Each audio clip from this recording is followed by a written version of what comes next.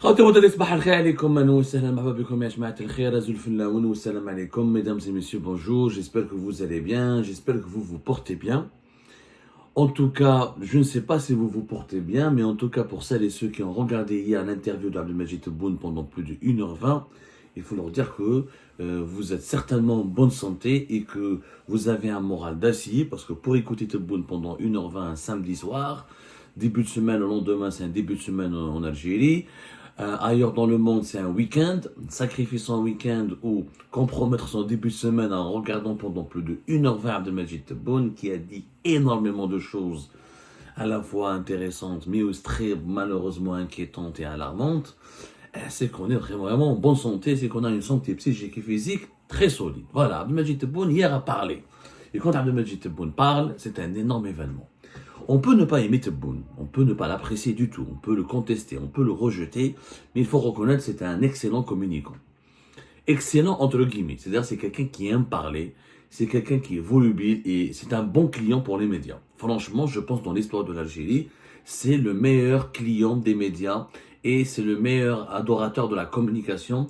Et en tout cas, c'est le président le plus communicatif et le plus communicant de toute l'histoire de l'Algérie indépendante. C'est-à-dire en termes de communication, ni Bouteflika, ni Chadli Benjdi, ni Zeroué, ni Boumediene, ni personne n'a, ni Boudiev Allah, personne n'a pu autant, n'a fait autant d'interviews, n'a accordé autant d'interviews, n'a fait autant de déclarations, personne n'a été aussi à l'aise devant les caméras de télévision.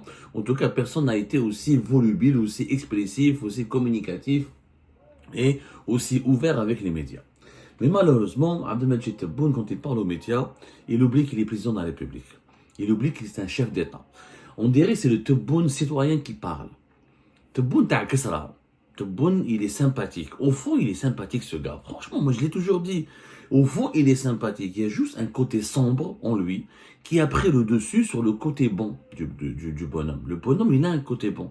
Mais il a malheureusement un côté sombre, aveuglé par sa vengeance, par son esprit de revanche, par ses problèmes personnels, par ce qu'il a subi dans le passé. Et surtout, il a un problème, il a un gros problème, c'est qu'il est aveuglé par ses certitudes. Mais il aime l'avis contraire. Il n'aime pas écouter ce que les experts, ce que les détracteurs, ce que les opposants peuvent lui dire. Il ne complète pas ses vérités par les vérités des autres, ou il ne confronte pas ses vérités aux vérités des autres. Il n'aime pas écouter les autres, il n'aime pas être remis en cause par les autres, il n'aime pas des fois qu'on lui dise « tu t'es trompé ». Et là, quand on est aveuglé par ces certitudes, eh bien malheureusement, c'est la porte ouverte à toutes les dérives autoritaires, totalitaires, dictatoriales, et ça engendre des bêtises et des empêchements majeurs pour le développement du pays. Il a parlé pendant 1h20. Vous savez ce que c'est qu'1h20? S'il y a très peu de présidents qui parlent autant. Un peu comme un président, normalement, il a un agenda.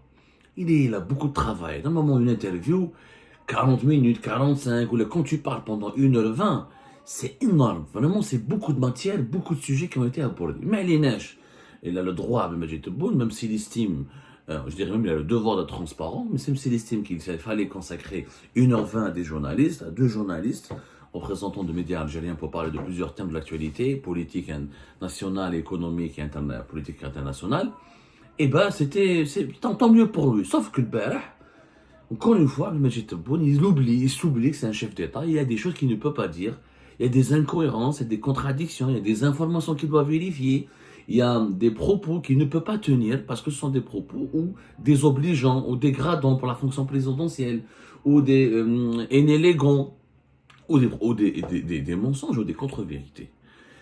Je vais commencer cette émission, là, une série d'émissions, cette série d'émissions que nous consacrons au décryptage et déclarations et des propos prononcés par Abdelmajid Tebboune ou la déclarée par Abdelmajid Tebboune hier, le 5 octobre 2024, lors de cette interview, de 1h21, parce qu'il a dit sur les BRICS. J'ai beau ici, j'ai relu plusieurs fois sa déclaration, j'ai revu les séquences de vidéos et j'ai essayé de comprendre est-ce que Tebboune est conscient de ce qu'il dit. D'ailleurs, la présidence, je sais pas, Mahandouche des conseillers, ça prouve la preuve. Ou Mahandouche des conseillers de qualité, ça on le sait, on a toujours dit, il est extrêmement mal entouré, il a un entourage d'un niveau intellectuel extrêmement bas, extrêmement médiocre. Et le peu de personnes qui sont bien, qui ont un peu de niveau qui l'entourent, n'osent pas lui dire c'est pas bien ce que tu as dit, Monsieur le Président, c'est pas correct, ça serait bien d'améliorer cela, ça aura plus d'impact, ça serait plus audible, ça serait plus compréhensible si tu améliores telle ou telle déclaration. Donc, ben, ce quand il fait une interview, elle n'est pas revue, elle n'est pas réanalysée, elle n'est pas réexaminée de façon rigoureuse et comme l'exigeraient normalement les protocoles de communication autour des chefs d'État. وش يقول البارح تبون بالعربيه نقولها لكم sur les BRICS اسمعوا مليحه.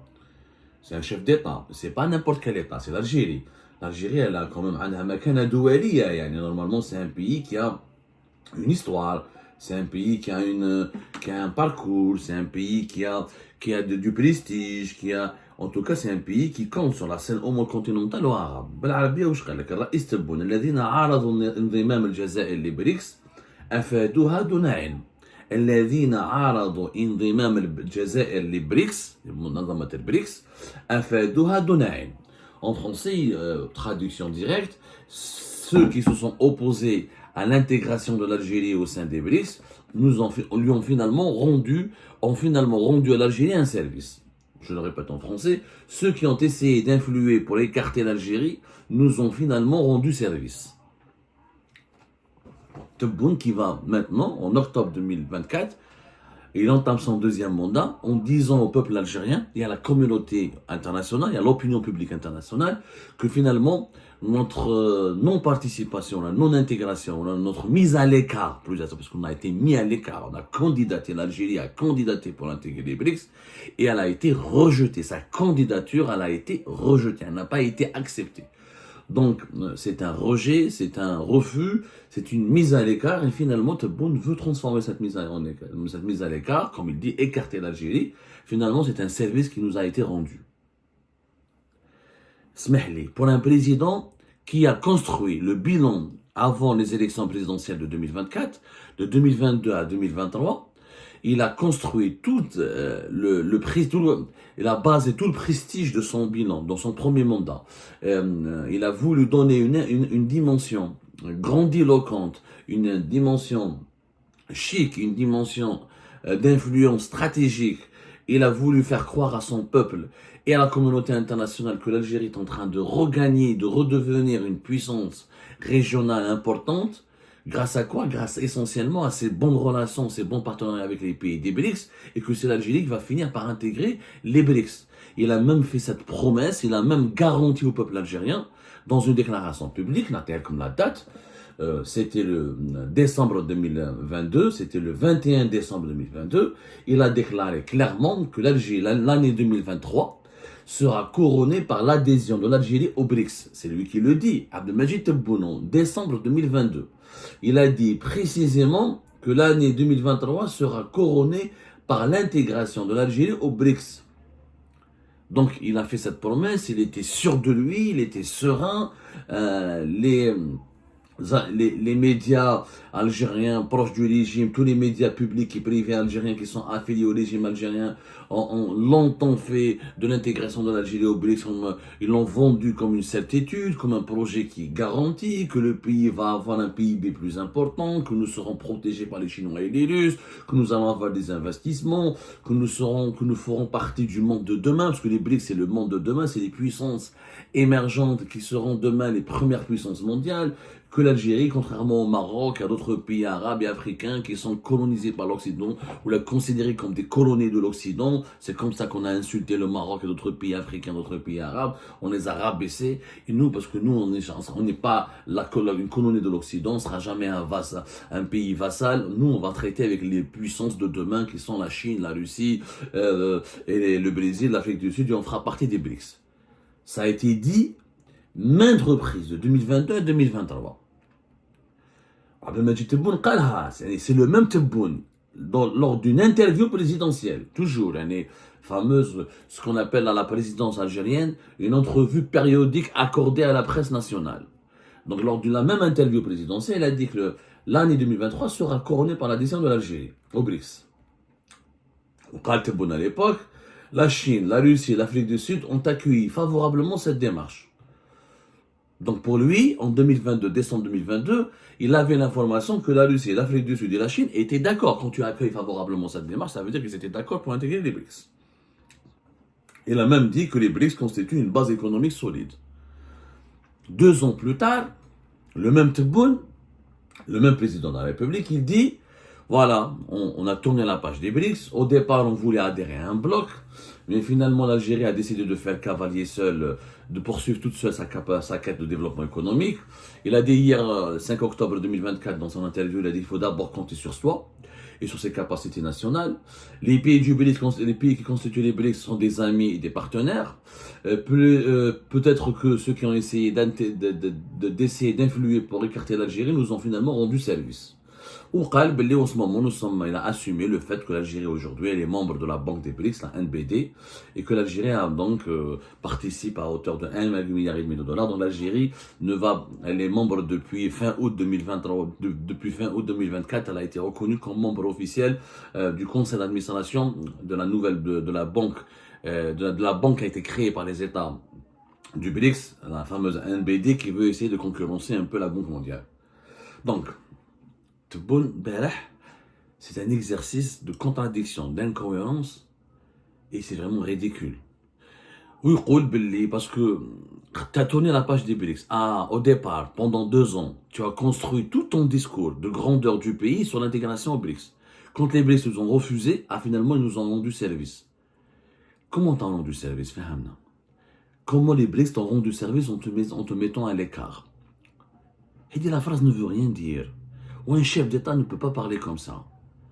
Dans un cafétéria, il y a un garçon de café, un commerçant, une épicerie.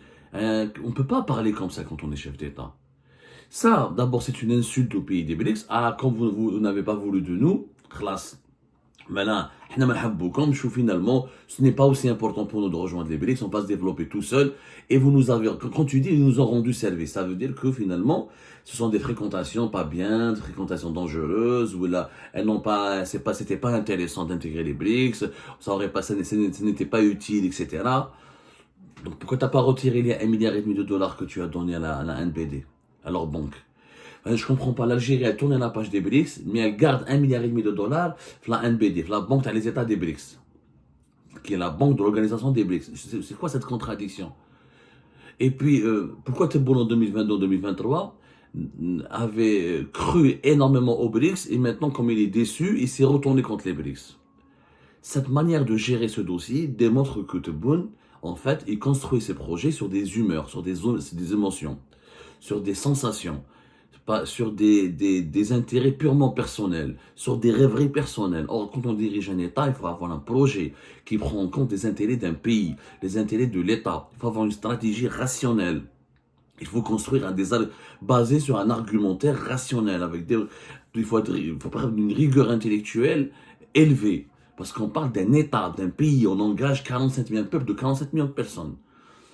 On priorise pas ses intérêts. Parce que Tebboune voulait intégrer les BRICS parce que les BRICS, il les aimait bien au début. Maintenant, comme il les aime plus, donc c'est plus intéressant. C'est du n'importe quoi. Je rappelle les faits.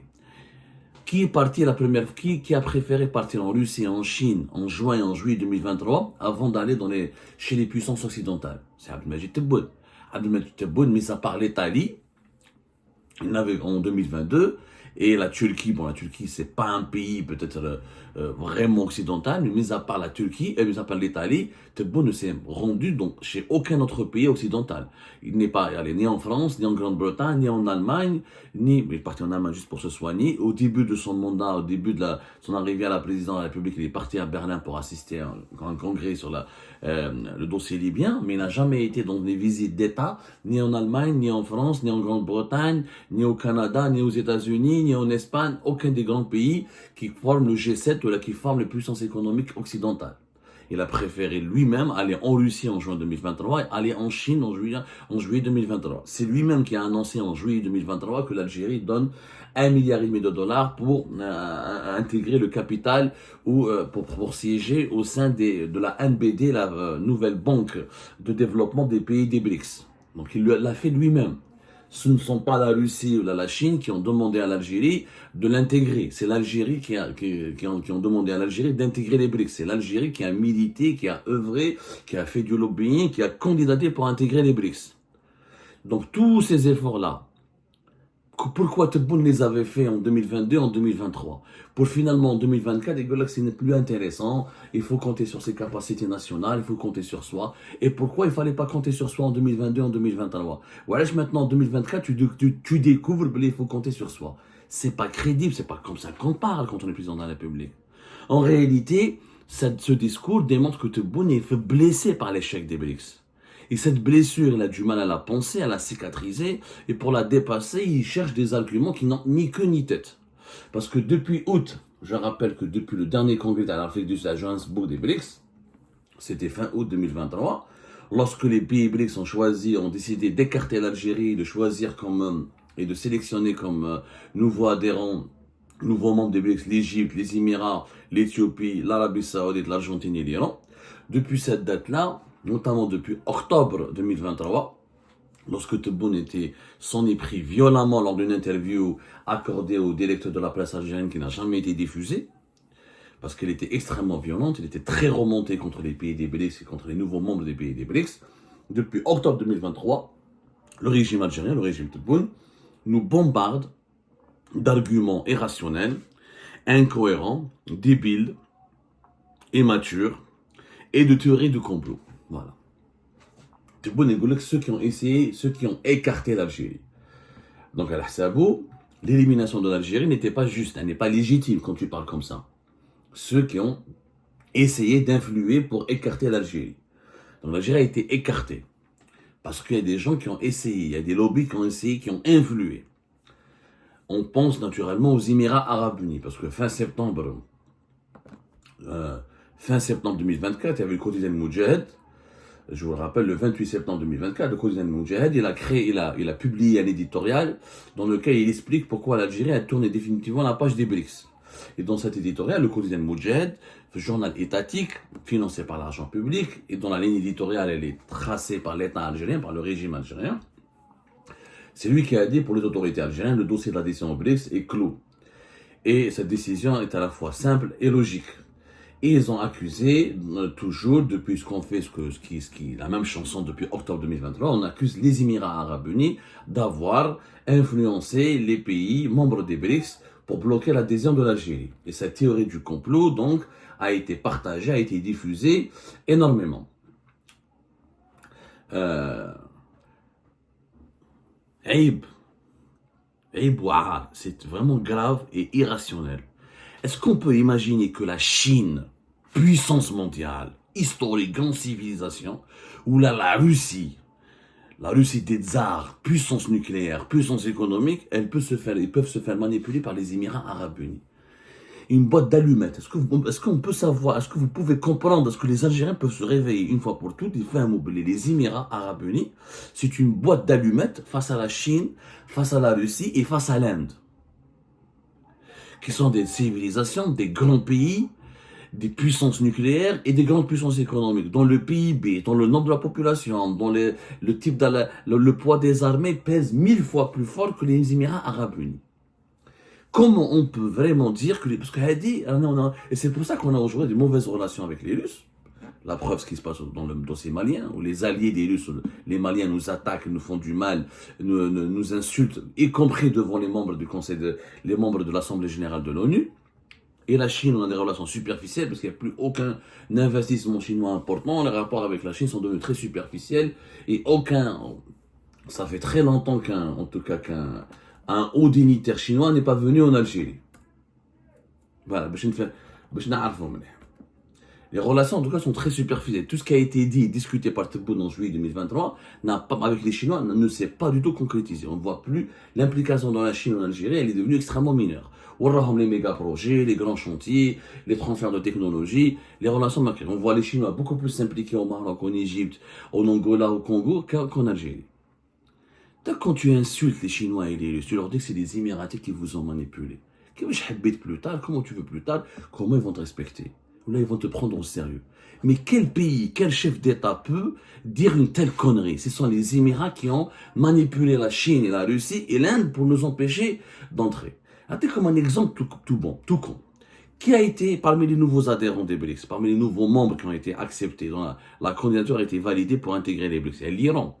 L'Iran, c'est l'ennemi direct des Émirats et de l'Arabie Saoudite.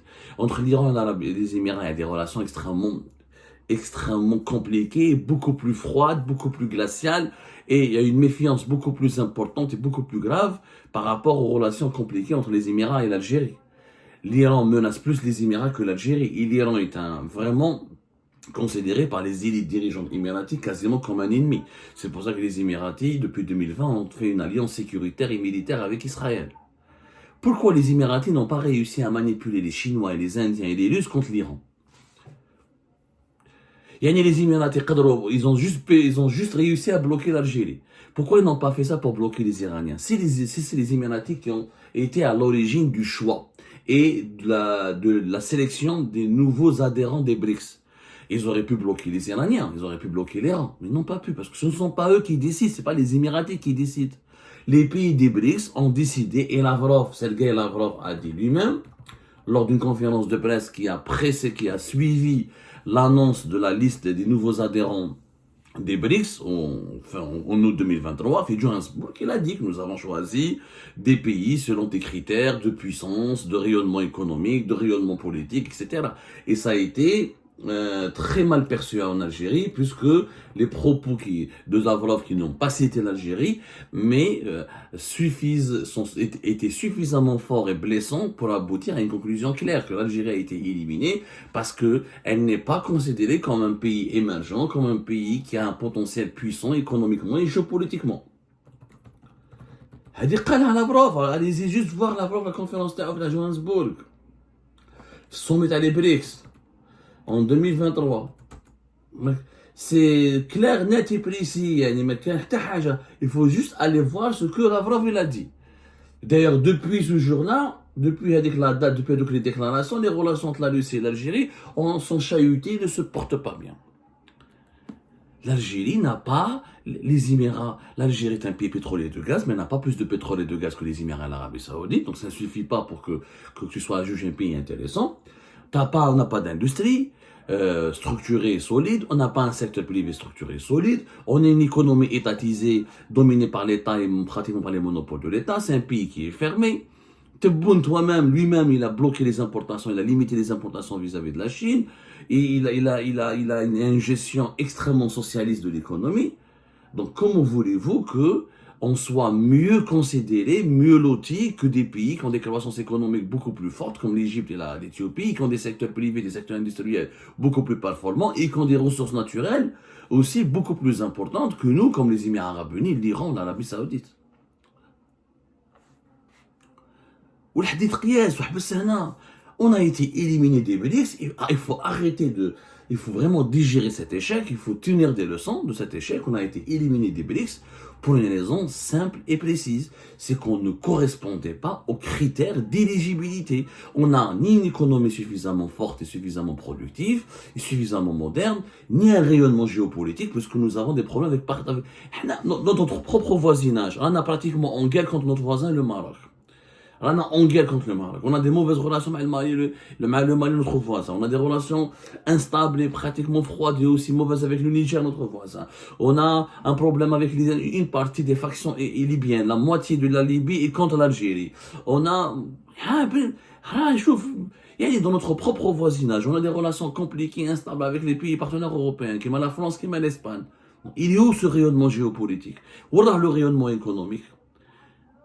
Donc on ne correspond pas aux critères qui ont été fixés par les pays des BRICS. C'est tout.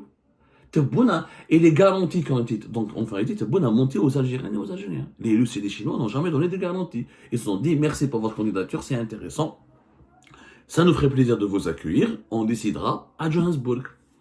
On fera des réunions, on fera un sommet, on va étudier tous les dossiers et on va choisir. C'est tout. Quand on est un chef d'État, on ne peut pas dire certaines choses. On doit vraiment réfléchir avant de faire des déclarations qui engagent encore une fois la crédibilité et l'honneur de tout un pays.